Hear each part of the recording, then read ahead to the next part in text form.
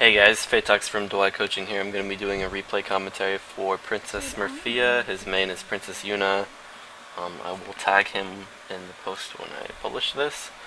This is going to be a really short video compared to my normal 20 to 30 minute long replay videos.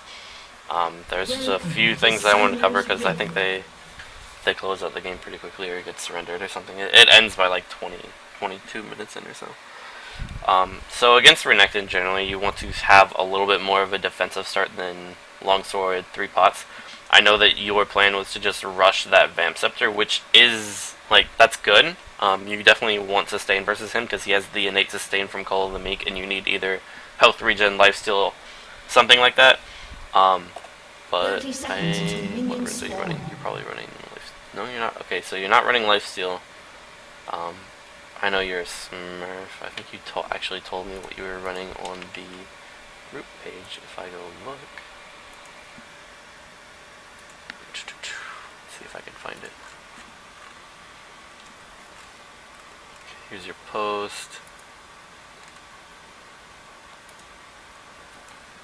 I'm gonna go ahead and read what he said to me about this replay, and then I'll respond to it. He said, "I will give my thought process on the matchup since it was a draft pick. His last pick and Renekton was second pick on enemy team, so I see we have a Swain support, which it's a Smurf game, so I think this is counted as like level 20, 29 or something, so there's a couple awkward things in here. But a lot of the time when you're Smurfing, you're playing against other Smurfs, it's not just like newbies, so... anywho, he said, so I saw that I had a Swain support, Lucian ADC, Lee jungle, Ahri against, and was against the Renekton top, Aatrox jungle, Akali mid, Karma support, and Draven ADC. I figured our team would need a stronger front line to soak up the damage of the enemy team and better protect and peel from my carries while I meat shield. Plus, I wanted to play with the new skin on Shyvana win-win. Totally, I agree with your statement there.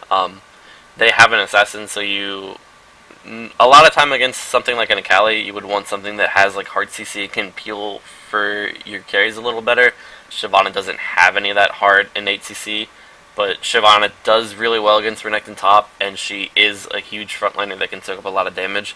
And if you get strong enough to where you're smashing their team, you almost force Akali to pay more attention to you in fights without hard CCing her, because you can pull aggro without being like a CC machine. That's why people run double, triple bruisers, double assassin comps, stuff like that.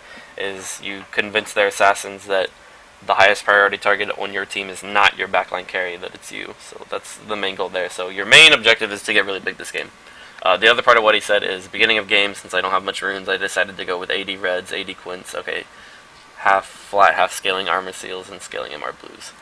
So I understand you probably don't have a lot of runes on your Smurf. I don't know what you would have run if you were on your main, but you would either want health, flat health regen quints, and to start Dorn's shield and just stack that, and he can't push you out of lane, or you would want to go cloth 5 and some lifesteal quints, something like that, some sort of combination, because longsword 3 pots, even though you already have a lot of AD from your runes that you were forced to run on your Smurf here, so I can understand that you felt like you should just, well, I already have a bunch of AD, let me just cheese them and get some more AD. But if you were looking for an offensive start, Dorn's Blade probably would have been better, because what you would have wanted to do is, instead of trying to out-sustain him, you would have had Dorn's Blade, you would have passived until your jungler would come level 2, level 3 gank, and then you would have better combat stats from the D-Blade rather than just the 10 AD from the longsword, and then you would try to get that first blood off of the gank. If you're not going to do that, then you would generally want either Cloth 5 or Dorn's Shield in a pot. Because your mentality behind rushing Vamp Scepter is really good, and that's correct. But if you go Longsword 3, more than likely he's going to bully you out of lane before you have enough gold to go back and buy the Vamp Scepter, because it's a 440 upgrade cost. So if you go Cloth 5 or Dorn's Shield pot, you have better sustain, and you can stay in lane guaranteed until you have that 800 gold to go buy the Vamp Scepter, whereas if you start Longsword 3, you risk being forced back and then not being able to buy it anyway. So I mean, you can do it. 3 pots gives you a good amount of health sustain, especially if you're going to passive early and just try to farm with Flame Breath early levels. But I mean, you went level 1 burnout, so it looks like you're just trying to get some good damage on him from your AD runes to your longsword and burnout at level 1. I'll go ahead and play while I read the rest of what he had said. So I figured that I have a feel for what Renekton does from previous playing against Renekton. That I would rush a Vamp Scepter and Chain Vest for sustain and defense against Renekton for early levels. I would then work my way to get Cutlass or Sunfire depending on how matchup went. After getting Cutlass and Sunfire depending on how my other laners and enemies are doing, I built this situation. So overall, I'm glad that you understand your general itemization, that you need some sort of sustain and defense, and that you then bully him via having just higher base damages and more DPS and more AoE and just being a bigger tank, because Shyvana definitely outscales Renekton. So early game, you want to survive, farm, get big, then you start winning the matchup around level 7, level 8, somewhere around there. I mean, depending on how well you're farming, you're really item dependent. So, but once you get that Sunfire, some boots, and your bilge, then you generally start winning it. And I don't know why I don't have sounds here. Okay, well, we're gonna watch this without sounds. So, aside from your itemization, the best tips I can give you is improve your last hitting. You struggle here in the early game with last hitting. I mean, you end up having the highest farm in the game, but it's still under where you should be according to the clock. If that makes sense. So you were farming well relative to the game, but poorly overall from a macro view. The main plays I wanted to highlight here is, I'm just gonna skip around. We'll go straight here. So you had backed, you wanted to spend gold. Renekton sat and waited to see whether you were gonna TP back to lane and whether he could use TP. So as soon as he sees you TP to lane, he TP's bottom. And while he doesn't immediately have an impact, he does end up getting 2 assists off of this. He ends up dying, but he gets 2 assists, and because of the skirmish power that he brings, Akali ends up getting 4 kills from these bot lane shenanigans down here. It was good of you to, once he realized, oh, he TP bot, my TP's down, I'm going to shove the wave and try to deny farm, or at least force Aatrox to come up. So Akali gets her 2 kills. He gets 2 assists. He does die, so, he stays down here a long time. He dies rather, and then has to go back top. So he misses out on a lot of farm, so this is where you start getting your farm advantage. So there's Akali's 2 kills, and then she's level 7. Gets 2 more kills. Luckily that ignite. Well, unluckily for you, lucky for her. So that was unfortunate. So Akali's starting to snowball. Renekton made a good global TP play while you TP back to lane, which I mean, it was kind of early in the game, 650. You don't expect people to start TPing to bot lane, but you generally don't want to use your TP after 5 minutes just because you need it to contest dragon. If you blow your TP past 5 minutes in, most junglers will force a dragon fight and get their top laner to come down, and then either come straight down and then TP back up, or just go top lane, hold near you and then TP down to the fight. Luckily, Shyvana and Renekton can both interrupt each other's TPs. You need your ult to do it, he doesn't, so you kind of have a little bit of a TP disadvantage there to begin with. The other play I wanted to highlight is at 1320. It's another TP situation. So here, this is another instance where Renekton TPs and applies pressure on the map and you don't. However, this time it wasn't him seeing you use your TP and then him going. It was him going and then you choosing not to counter TP, which was probably the only big mistake he made this game. So here Renekton TPs into bot lane. His TPs are awkward. They're not behind the enemy. They're he TPs into the lane and lane ganks. So, but here they get the kill on Lucian. And if we rewind, you'll see your TP is up. You see that Renekton has shown up bot lane. You know he's TP'd. You have things to DP to. So as soon as you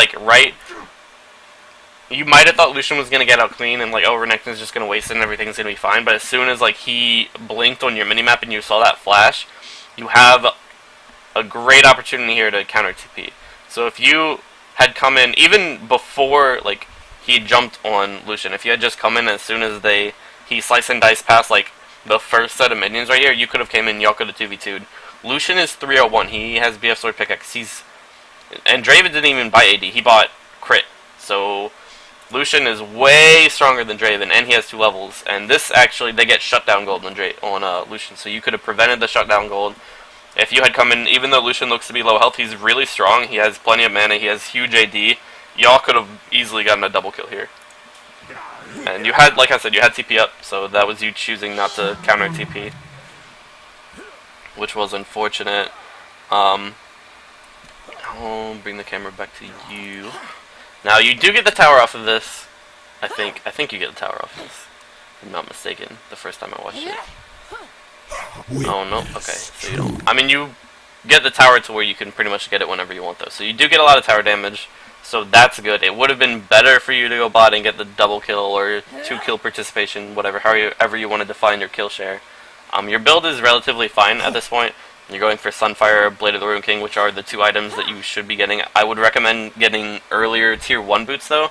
A lot of the reason that Shyvana does well against Renekton is she's pretty mobile. She can speed away with boots and burn out, so you can like dodge his attempted like slice and dice engage and then harass him when he puts stun on cooldown. So get a little bit earlier tier 1 boots. The Sunfire and Bork Rush is perfectly fine though. If the game had kept going, you would generally want Merc Tread, Spirit Visage, Randuin's, and Thornmail on top of that. You said you would build to the situation, but for the most part, like that's the build you want this game. They have a little bit of magic damage from Akali, Karma, and Aatrox's base abilities and Renekton ult, but that's not necessarily the threat to you because Akali is going to be diving your backline most of the time. The threat to you is all physical. So you would want to stack that armor, especially so that you could like tank tower hits, dive, set up big team fights for your team, stuff like that. The last play at around 16, so we're almost there, and I'll just speed up instead of skipping. You fight him, and that's all good. Yeah, you go back, you buy, you TP back to lane. You know, I just bought. I've converted all my gold into power. He hasn't. I'm gonna stop him from porting back and fight him. So that's good. However, you use your ult and flash before ever using your item, and Bilge and Bork do slow. I'm not saying that if you had used it, you wouldn't have had to use the follow-up abilities, but I mean, whenever you're tower diving, like using actives like this, it puts down a little bit of damage. It can reduce the amount of tower hits you have to take. It can reduce the amount of gap you have to close. Like you might get more of your burnout on him rather than just using it to speed you up and catch him. So just remember to use Bilge Water and Blade of the Ruin King actives, or any activatable item like that. If you have Randuin's and you go into a team fight, make sure you activate it to get that AoE slow off, to get those single target slows off so that you can stick on them. Because really Shyvana is mainly about like sticking on opponents. But that was pretty much it for this game. So remember to use your item actives, work on farming. Your matchup knowledge seems to be like you have a really good basic understanding, and the building blocks is there to set the core conceptual strategy. You just need to refine it a little bit, improve it a little bit.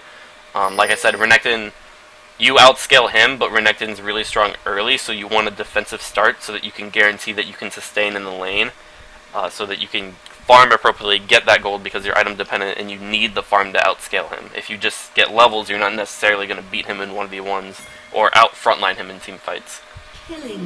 So those 2 things are probably the most important.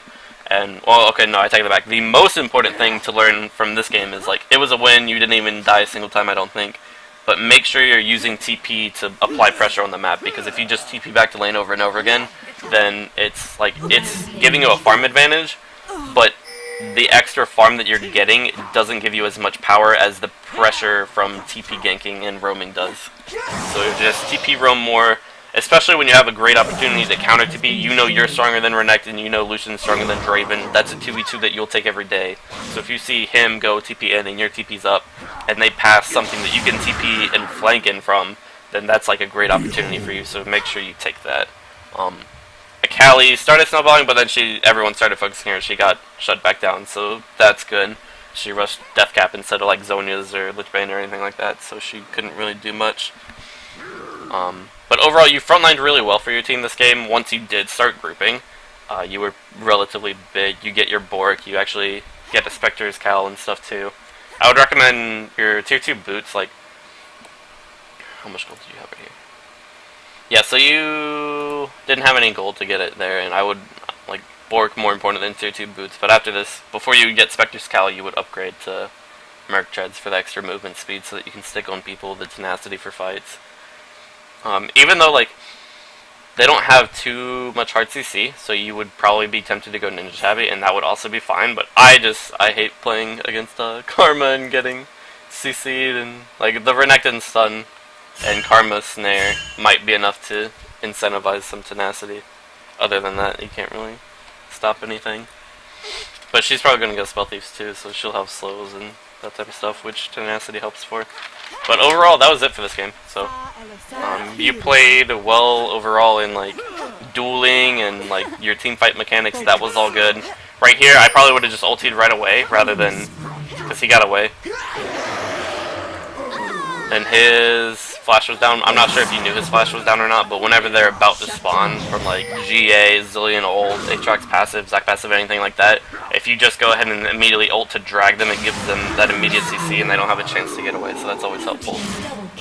And you ended up having to ult anyway, because as you chased Aatrox, more people came in. So, but as you can see, you're big.